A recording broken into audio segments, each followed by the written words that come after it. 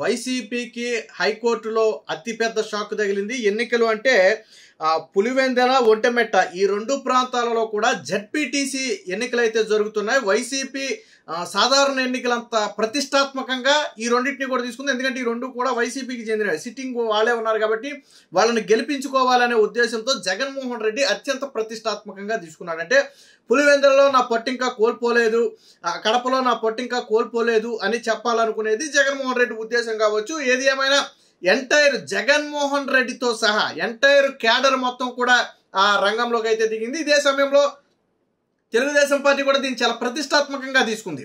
So కూటమి ప్రభుత్వ ఏడాది పాలన తర్వాత ప్రజలు కూటమి వైపే ఉన్నారు. ఖచ్చితంగా ఈ రెండు స్థానాలు మేము గెలిచి తీరుతామని చెప్పి ఒక పక్క ఆ తెలుగుదేశం పార్టీ కూడా శబ్దం చేస్తున్నటువంటి పరిస్థితి.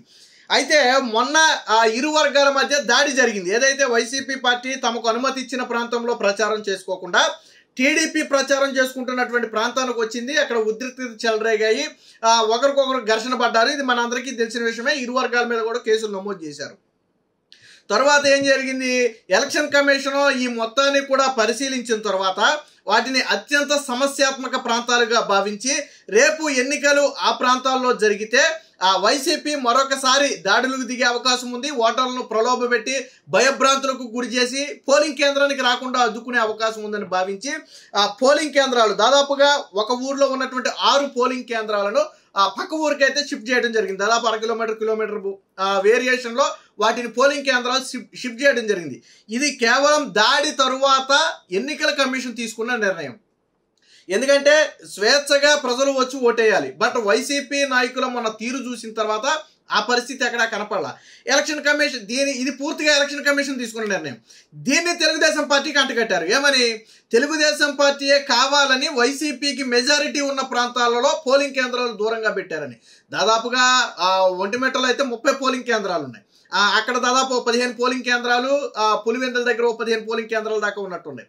సో మొత్తంగా వీటన్నిటిలో ఒక చోట 10,000 మంది ఓటర్లు ఉన్నారు, మరో చోట 25,000 మంది ఓటర్లు ఉన్నారు. మార్చాలి అనుకుంటే, ఎలక్షన్ కమిషన్ మార్చాలి అనుకుంటే అసలు పోలింగ్ కేంద్రం అనౌన్స్ చేసేటప్పుడే అక్కడ పెట్టదు. కూటమి ప్రభుత్వం ప్రలోభ పెట్టింది, లేకపోతే చంద్రబాబు నాయుడు ఏదో జిమ్మిక్కులు చేశాడని చాలా మంది అంటున్నారు. చంద్రబాబు నాయుడు జిమ్మిక్కులు చేస్తే మీరు కొట్టుకున్న తర్వాత మార్చరాటిని. వాస్తవంగా షెడ్యూల్ ఇచ్చినప్పుడే పోలింగ్ కేంద్రాలు ఎక్కడనేది ఆల్రెడీ వచ్చేసింది. సో ఎప్పుడు మార్చారు, వైసీపీ రౌడీయిజం, గుండాయిజం చేసిన తర్వాత మార్చారు. ఎందుకని, స్వేచ్ఛగా ఎన్నికలు జరగాలి కాబట్టి. ఒకవేళ ముందే తెలుగుదేశం పార్టీ దూరంగా పెట్టేసి ఆ ఊళ్ళో పోలింగ్ పెట్టకపోతే దానికి కుట్ర అంటే ఒక అర్థం ఉంది, ఎందుకు పెట్టలేదని అడగటానికి కూడా ఉంది. బట్ ఎందుకు మార్చారు అంటే ఇక్కడ రీజన్ ఏంటంటే మొన్న జరిగినటువంటి దాడి.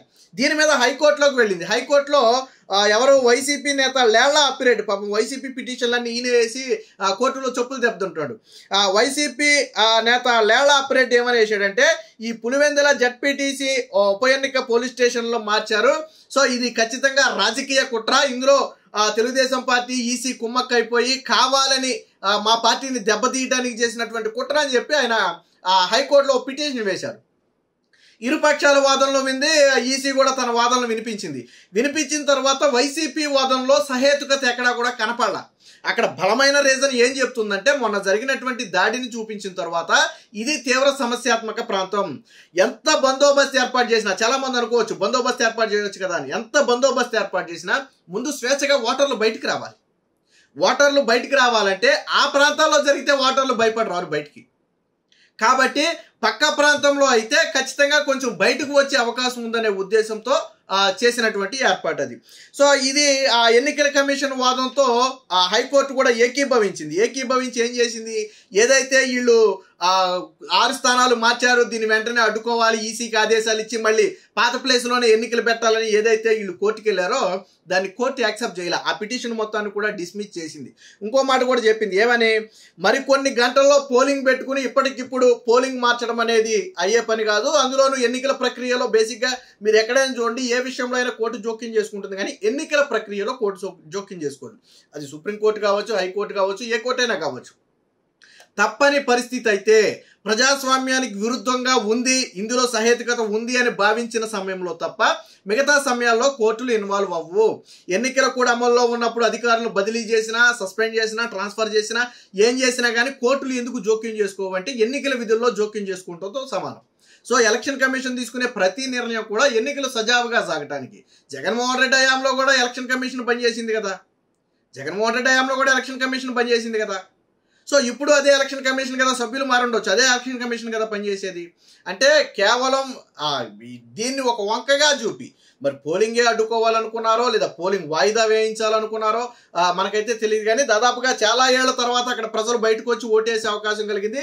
గత 30 ఏళ్లుగా ఏకఛత్రాధిపత్యం వాళ్ళ చేతుల్లోనే ఉందని చెప్పి స్థానికంగా కూడా మాట్లాడుకుంటున్నారు. తెలుగుదేశం పార్టీ కూడా అంతే బలంగా చెప్తుంది. జగన్మోహన్ రెడ్డి చరిష్మా ఇక అయిపోయింది. పులివెందుల్లో కానీ కడప ఇతర ప్రాంతాల్లో కానీ జగన్మోహన్ రెడ్డి ప్రభావం లేదు. ఖచ్చితంగా ఈ జెడ్పీటీసీ ఏదైతే ఉప ఎన్నిక జరుగుతుందో దీన్ని మేము కైవసం చేసుకుంటామని టీడీపీ నేతలు చాలా బలంగా చెప్తున్నారు. ప్రజల్లో నుంచి వస్తున్న స్పందన కూడా గతానికితో పోలిస్తే చాలా ఎక్కువ కనపడింది. మీకు ఒక చిన్న ఎగ్జాంపుల్, మనం గతానికి ఒకసారి వెళ్దాం. గతంలో పులివెందుల పోలంగళ సర్కిల్ వద్ద చంద్రబాబు గారు ఒక మీటింగ్ పెట్టారు. ప్రతిపక్షంలో ఉన్న సమయంలో ఎన్నికలకు దాదాపు ఒక ఏడాదిన్నర సుమారు ఆయన అరెస్ట్ అవ్వక ముందు కొద్ది రోజుల ముందు ఒక మీటింగ్ పెడితే ఆ మీటింగ్ గ్రాండ్ సక్సెస్ అయింది. ఆ తర్వాతే కదా చంద్రబాబు గారిని ఏదో చేశారని చెప్పి అడ్డుకునే ప్రయత్నం, రాళ్లదాడి చేశారు. తర్వాత పర్యటనలో ఆయన మీద రాళ్లదాడి చేసింది ఎందుకంటే దీన్ని డైవర్ట్ చేయడానికి. సో అక్కడ పులివెందులకు జనం ప్రపంచంలాగా వచ్చారు. ట్విస్ట్ ఏంటంటే గతంలో చంద్రబాబు గారు అప్పటికే 14 సంవత్సరాలు సీఎంగా ఉన్నప్పుడు కూడా చాలా సందర్భాల్లో వెళ్ళాడు ఆయన. సో ఎప్పుడు ప్రజల నుంచి అంత స్పందన రాలా స్వచ్ఛందంగా. కానీ మొన్న ఎన్నికలకు ముందు జగన్మోహన్ రెడ్డి హయాంలో చంద్రబాబు గారు ప్రతిపక్ష నేతగా అక్కడికి వెళితే టీడీపీ నేతలు ఆశ్చర్యపోయారు, బ్రహ్మరథం పట్టారు ప్రజలు. జగన్మోహన్ రెడ్డికి ఉలిక్కిపాటు ఎక్కడ మొదలైందంటే అక్కడే మొదలైంది. ఒక రకంగా జగన్మోహన్ రెడ్డి పులివెందులో ఓడిపోతాడా అన్న స్థాయిలో ఆ రోజు జనం వచ్చారు. తర్వాత జగన్మోహన్ రెడ్డి దీని మీద సమీక్ష జరిపి ఆ నేతలందరినీ పిలిచి వాళ్ళ వార్నింగ్ కూడా ఇచ్చాడు. ఎందుకు ఇంత జనం వచ్చారు, ఎవరు జన సమీకరణ చేశారంటే ఎవరూ చేయలే. ఆ రోజు చంద్రబాబు గారికి స్వచ్ఛందంగా మద్దతు పలికారు. ఎందుకని ఆ రోజు వివేక హత్య కేసు కావచ్చు, జగన్మోహన్ రెడ్డి 4 ఏళ్ల 5 ఏళ్ల పాలన మీద విరక్తి కావచ్చు, రీజన్ ఏదైనా కావచ్చు. ముఖ్యంగా రైతులు, కడప ప్రాంతంలో పులివెందుల ప్రాంతంలో ఉన్నటువంటి రైతులు చంద్రబాబు గారికి మద్దతు పలికారు. అప్పుడు జగన్మోహన్ రెడ్డి దాన్ని కొట్టిపాడేశాడు. తర్వాత ఆ ఇష్యూని డైవర్ట్ చేయడానికే తర్వాత ఇక్కడ సభలో చంద్రబాబు గారి మీద రాళ్లదాడి చేసి మళ్ళీ ఈయన మీదే హత్యాయత్నం కేసు పెట్టారు. సో ఇప్పుడు కూడా జగన్మోహన్ రెడ్డిలో ఒక భయం ఉంది. ఏం భయం అది? ఆల్రెడీ మొన్న కడపలో దారుణంగా జగన్మోహన్ రెడ్డి ఓడిపోయాడు. 30 ఏళ్ల కంచుకోటలు బద్దలైనవి. సో ఇప్పుడు పులివెందుల, ఒంటిమిట్ట ఈ 2 ప్రాంతాలలో జెడ్పీటీసీ గన జగన్మోహన్ రెడ్డి ఓడిపోతే ఇక తల ఎత్తుకుని తిరగలేని పరిస్థితి. చాలా మంది అనొచ్చు జెడ్పీటీసీ ఎన్నికే అయిపోద్దాం మొత్తం. జెడ్పీటీసీ అంటే పులివెందుల ప్రాంతంలో జెడ్పీటీసీకి ఉన్నటువంటి ప్రాముఖ్యత అది. 30 ఏళ్ళుగా ఏకఛత్రాధిపత్యంలో ఉన్నటువంటి ప్రాంతం అది. పైగా జగన్మోహన్ రెడ్డి ఇటీవల బ్యాలెట్ పేపర్లు అంటున్నాడు కదా, చంద్రబాబు నాయుడు ఈవీఎంల మీద గెలిచాడు, ఈవీఎంలు మ్యానికులేట్ చేసి గెలిచారని వైసీపీ నేతలు అంటున్నారు కదా.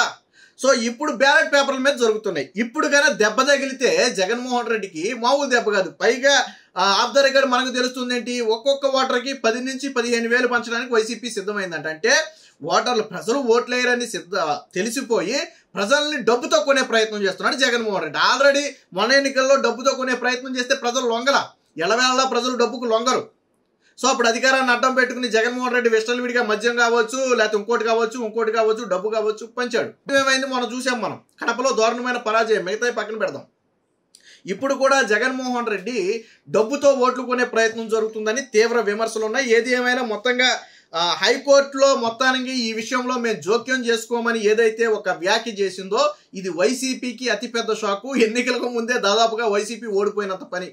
దీన్ని అడ్డం పెట్టుకుని వాళ్ళు రాజకీయంగా డ్రామా చేయాలని చూశారు. కానీ ఆ డ్రామాని హైకోర్టు అంగీకరించలేదు. ఎట్టి పరిస్థితుల్లో మేము జోక్యం చేసుకోలేమని కుండబద్దలు కొట్టింది. ఇప్పుడు వైసీపీలో రేపే పోలింగ్. సో ఇది వైసీపీకి అతిపెద్ద షాక్. ఎన్నికలకు ముందు, ఈ పోలింగ్కు ముందు అతిపెద్ద షాక్ అని చెప్పొచ్చు.